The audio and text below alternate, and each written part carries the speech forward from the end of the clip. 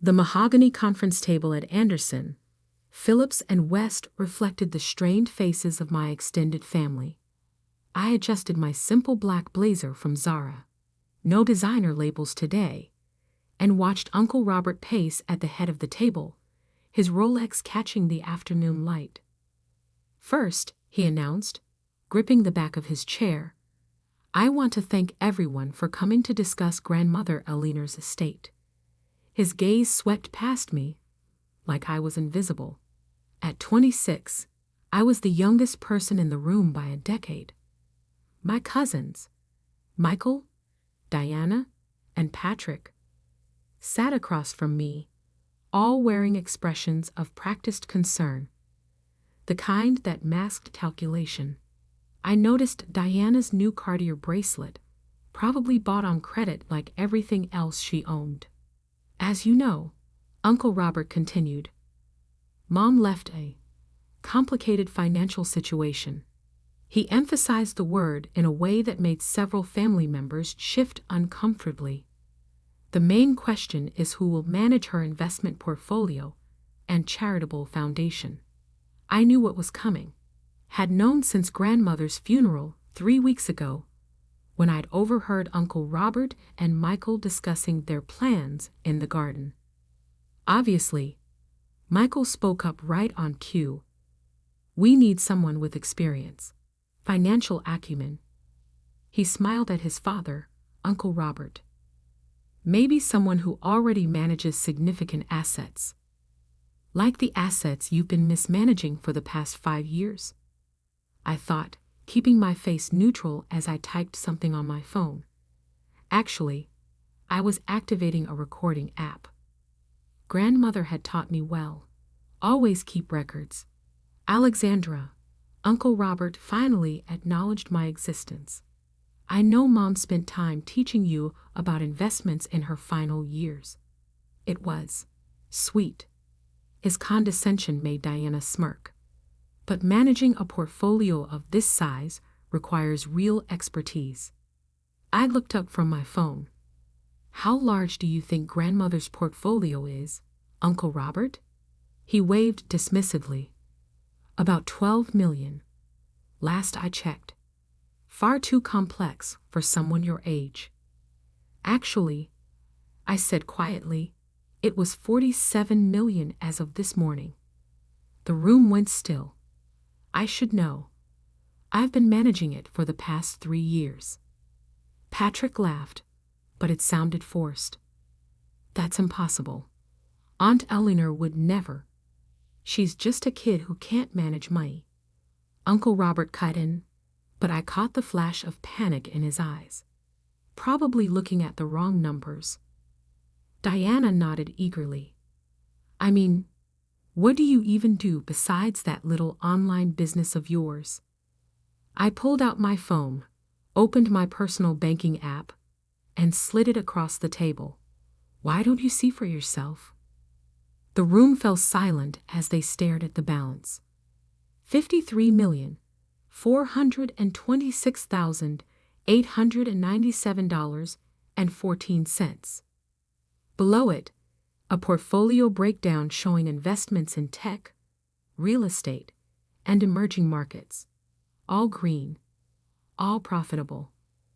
This has to be fake," Michael sputtered. I took my phone back. Grandmother made me her financial advisor when I was 23. Said she liked how I analyzed market trends. "That little online business?" I smiled at Diana. "It's a financial technology platform. We process over $200 million in transactions daily." Uncle Robert's face had turned an interesting shade of red. "Even if that's true, the estate still needs." "Let me stop you there." I pulled a folder from my bag. "These are the transfer documents Grandmother filed last year. Everything's already been moved to Anderson Trust Management." I paused. "My company." "You can't," Uncle Robert started. "I can and I did. Or rather, Grandmother did. She wasn't confused or complicated at the end, Uncle Robert. She was very clear about who she trusted with her legacy. "We'll challenge it," Michael threatened. "Get a court order." "Before you do that," I cut in, pulling up another document on my phone. "You might want to explain these transactions first." I turned the screen so Uncle Robert could see the spreadsheet. His face went from red to white. "Where did you get those?" Grandmother kept excellent records, especially of money borrowed without permission. I looked at my cousins. "You might want to ask your father about the real reason the family's Palm Beach house was sold." The conference room door opened and a silver-haired man in an impeccable suit entered.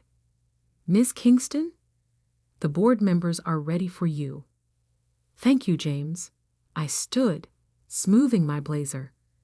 "That would be the Anderson, Phillips, and West board. I bought the firm last month." "Grandmother always said to invest in what you know." I gathered my things. "You'll be receiving official letters about your outstanding loans soon. I suggest you all find good lawyers." "You can't do this to family," Diana's voice cracked. I paused at the door. "Funny. That's exactly what Grandmother said when she discovered the money you've been stealing from her accounts." I checked my watch. "The audit team will be here in an hour." I'd use that time to decide what matters more, your pride or your freedom. As I walked out, I heard Michael's shaky voice. "Dad, what exactly did you borrow from Aunt Alina?" I smiled. Grandmother had always said money was like water. It revealed every crack in a person's character.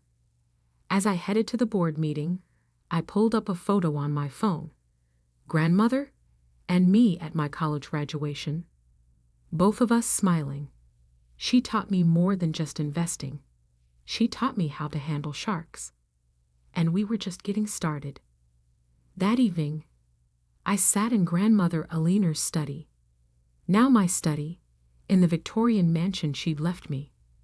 The room still smelled of her signature jasmine perfume. But her antique desk now held my modern laptop alongside her vintage Tiffany lamp. My phone hadn't stopped buzzing since the family meeting.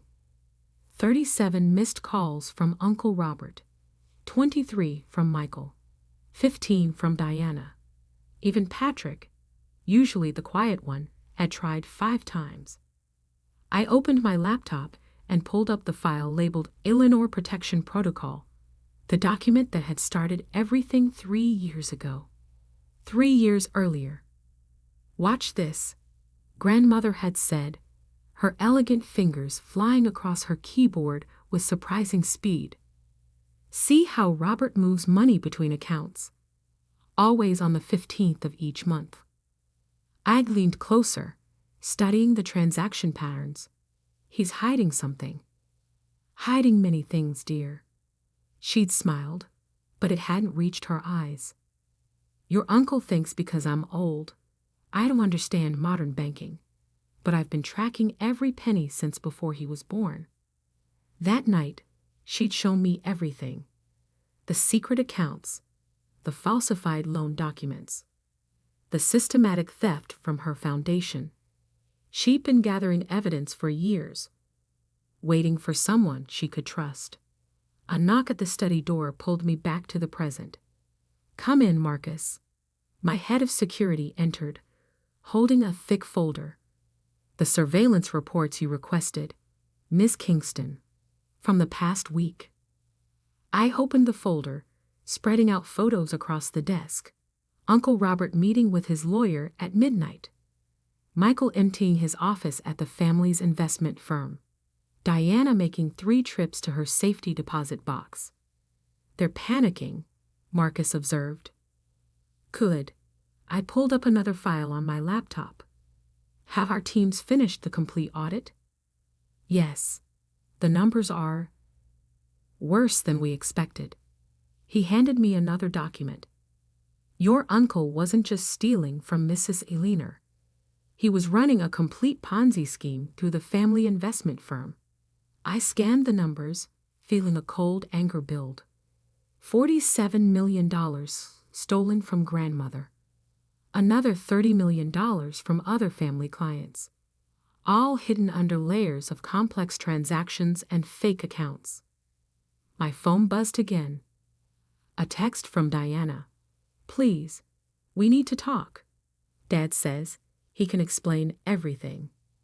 I showed Marcus the message. How long until the SEC receives our report? It's ready to send. Just waiting for your authorization. I stood and walked to the window, looking out at the garden where grandmother had taught me about more than just money. She taught me about responsibility, about protecting what matters. Send it, I said quietly. And Marcus? Activate phase 2. He nodded and left. I picked up a framed photo from the desk. Grandmother and me at my company's launch, her eyes bright with pride. Watch me. I'd promised her that day. I'll protect everything you built. My phone lit up with a call from an unknown number. I answered, putting it on speaker. Alexandra? It was Patrick, calling from a burner phone probably. You need to understand. We didn't know. About Dad. About the money. Really? I pulled up his file. Is that why you authorized wire transfers from grandmother's account to your offshore holdings? Silence. How did? Those records were encrypted. I smiled. Grandmother taught me more than just investing, cousin. She taught me to follow the money. All of it. We can make a deal, he said quickly. I have documents, proof of everything Dad did. You mean these documents? I opened my encrypted drive. The ones you hid in a safety deposit box at First National. Grandmother had copies. She had copies of everything. The line went dead. My laptop chimed with an alert.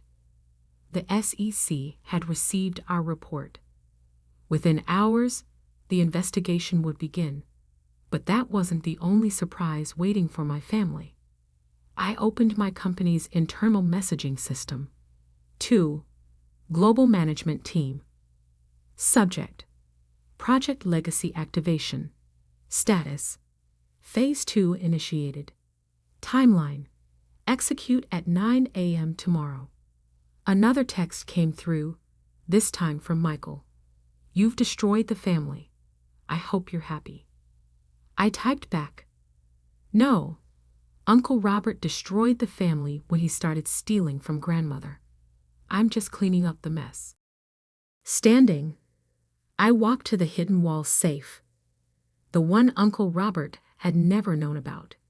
Inside was grandmother's real legacy. A USB drive containing everything she discovered, everything she protected, and everything she planned. Marcus, I called through the intercom. Is everything ready for tomorrow? Yes, Miss Kingston.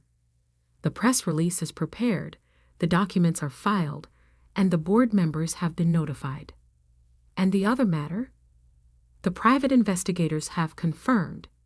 Your cousins have all been making large cash withdrawals. They're planning to run. I smiled. Let them try. Their accounts will be frozen in. I checked my watch. Exactly 3 hours. My phone buzzed one final time. Uncle Robert. You're making a huge mistake. I raised you like my own daughter. I typed back.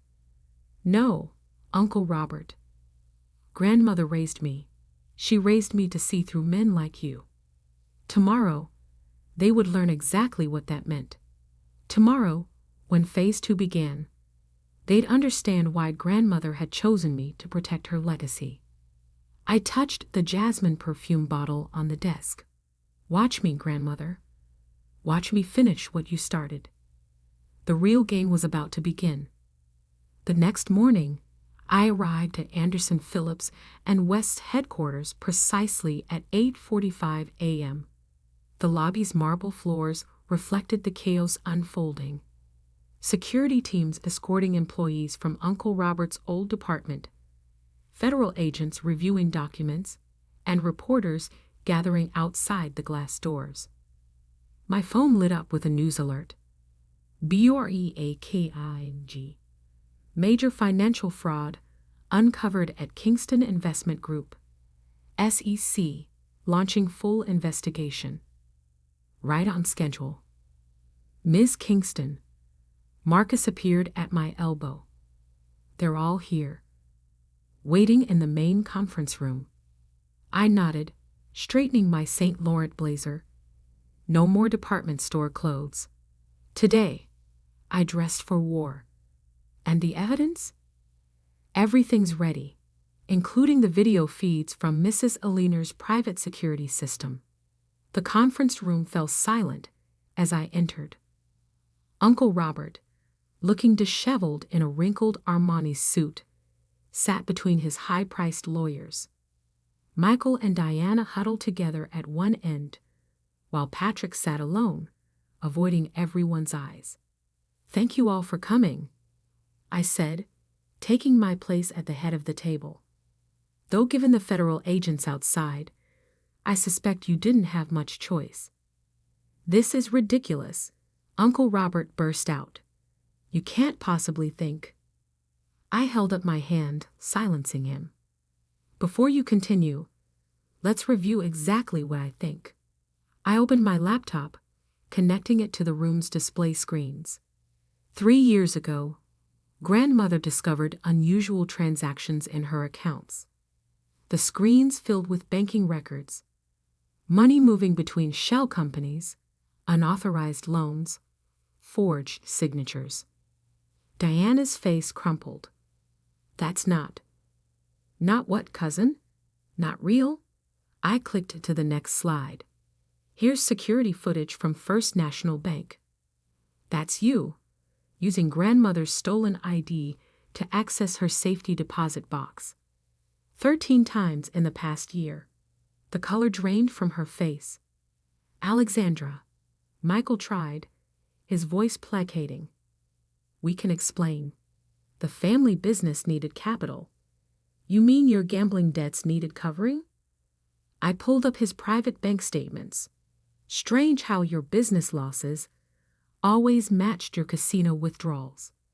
Patrick shifted in his seat. "Some of us weren't involved." "I never." "Really?" I turned to him. "Should we discuss the foundation's missing scholarship funds? The ones that somehow ended up funding your startup?" The lawyers exchanged glances. One started gathering his papers. "Don't bother leaving," I told them. "The FBI has some questions about your role in concealing these transactions." Uncle Robert slammed his hand on the table. "Enough. You think you've won? You think you can just walk in here and take everything we built?" "Everything you built?" My voice was ice. "You mean everything you stole? From Grandmother, from charity, from innocent investors who trusted the Kingston name?" I stood, walking to the window overlooking the city. "Grandmother spent her last years gathering evidence against all of you. She watched as you stole her money, betrayed her trust, and laughed about her confusion behind her back." Turning back, I met each of their eyes. But she wasn't confused. She was planning to protect her real legacy from the thieves in her own family. "What do you want?" Michael asked, his arrogance finally cracking. "Money? Position?" I laughed softly. "I have more money than all of you combined. What I want is justice." The screens changed, showing a video of Grandmother in her study, dated 1 month before her death. "If you're watching this," her recorded image spoke, "then Alexandra has done exactly what I knew she would. She's protected our family's true legacy from those who would destroy it." Uncle Robert's face went pale as his mother continued speaking. "Robert, my son, I gave you everything: education, opportunity, trust, and you repaid me with theft and lies." Her voice hardened. "Alexandra has my complete authority to recover every penny you stole, no matter the cost to your reputation or freedom." The video ended. The room remained deathly quiet. The SEC has everything, I said into the silence. Every transaction, every forgery, every lie. But that's not all. I pressed a button on my phone. The conference room doors opened, admitting a stream of people in business suits. Meet the board of directors of Kingston Global Enterprises, I announced. Grandmother's real company, the one she built in secret while you were all stealing from her public holdings. Understanding dawned on their faces. That's right, I smiled. The company you thought you were stealing from, it was a shell. The real assets, the real power, was hidden where you'd never think to look, in plain sight, managed by the kid who can't handle money. You can't do this, Uncle Robert whispered, but his voice held no conviction. I already have. I nodded to Marcus, who began distributing documents. These are federal indictments, civil seizure notices, and restraining orders. You have 1 hour to leave the building before you're arrested. Diana began to cry. Michael looked like he might be sick. Patrick just stared at his hands. Oh, and Uncle Robert? I added as I gathered my things. Grandmother left you something personal. I slid an envelope across the table. The deed to a small property in Nebraska. She said you'd remember it. The farm where you grew up, before you decided money was more important than family. As I walked out, I heard him open the envelope, heard his sharp intake of breath as he recognized his childhood home. Grandmother's final lesson. Sometimes the greatest wealth is remembering where you came from. And sometimes the best revenge is letting people destroy themselves. 1 year later, I sat in Grandmother Alina's garden, now blooming with her favorite roses, reviewing the final reports from the federal investigation.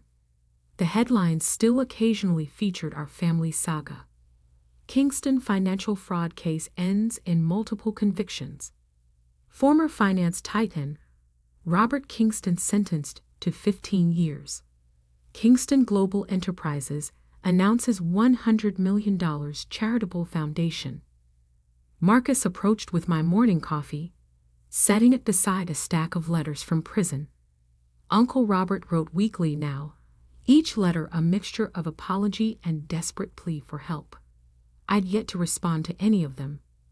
The last of the restitution payments have been processed, Marcus reported. All the defrauded investors have been made whole. I nodded, touching the jasmine perfume bottle I kept on my outdoor desk. Grandmother's signature scent, and the foundation's new scholarship program, fully funded. The first class of 50 students starts this fall. He paused, including Diana's daughter. That made me look up. My cousin Diana, now serving 3 years for fraud, had one request before being taken to prison: that her 16-year-old daughter Emma not suffer for her mistakes.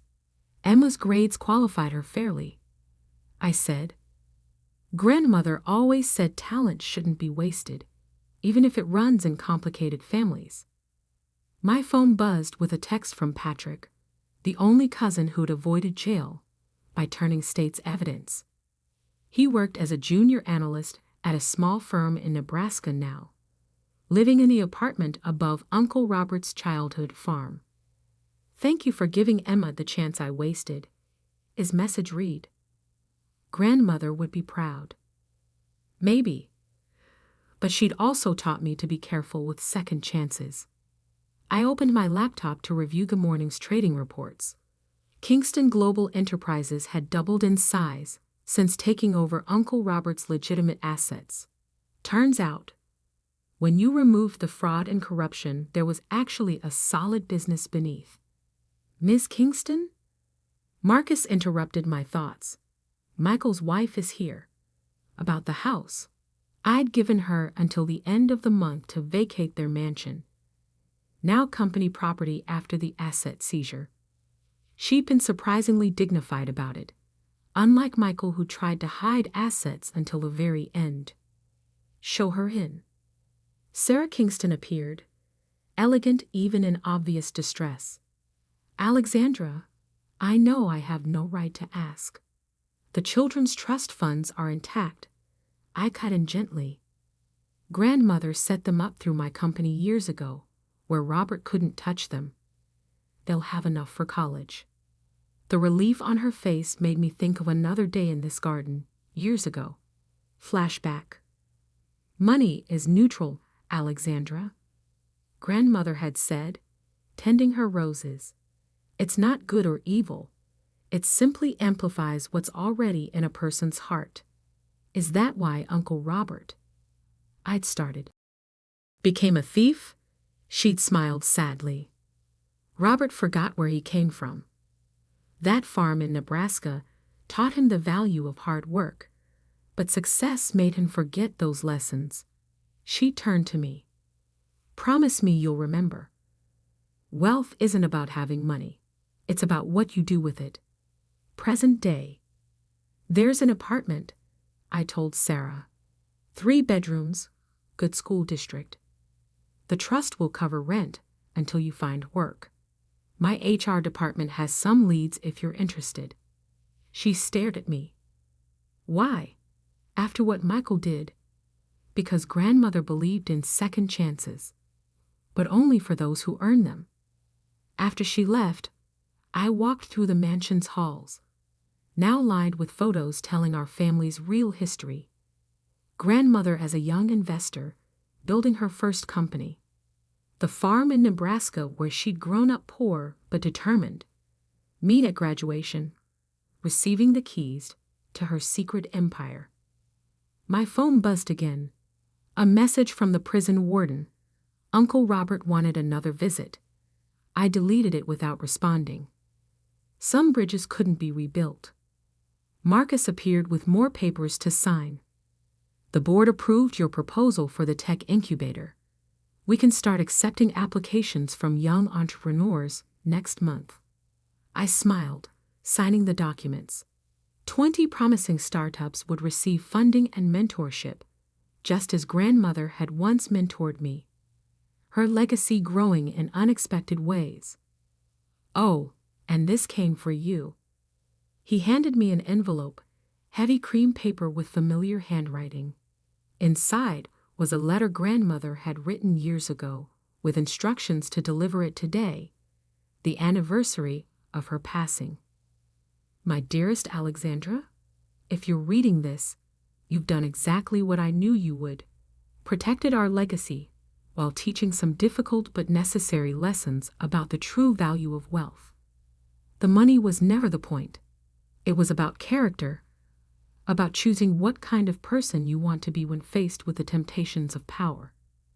Robert chose greed. Your cousins chose ease over ethics. But you, my darling girl, chose wisdom. You learned that true wealth lies not in what you have, but in what you build for others. The garden you're sitting in was once just dirt and dreams. Like everything worthwhile, it needed patience, care, and the courage to cut away what doesn't serve its growth. Take care of our legacy, but don't let it consume you. Build something new, something that serves not just our family's redemption, but the world's need for more people who understand that money is meant to grow more than just wealth. I'm proud of you, not for what you've achieved, but for who you've become. All my love, grandmother. I folded the letter carefully, touching the dried rose petal that had fallen from its folds. Outside, the garden bloomed, its roots deep and strong, just like the legacy she trusted me to protect. Some fortunes are measured in dollars, but the greatest wealth, I'd learned, was in proving worthy of an extraordinary woman's trust. That was the real inheritance, and I planned to make it grow.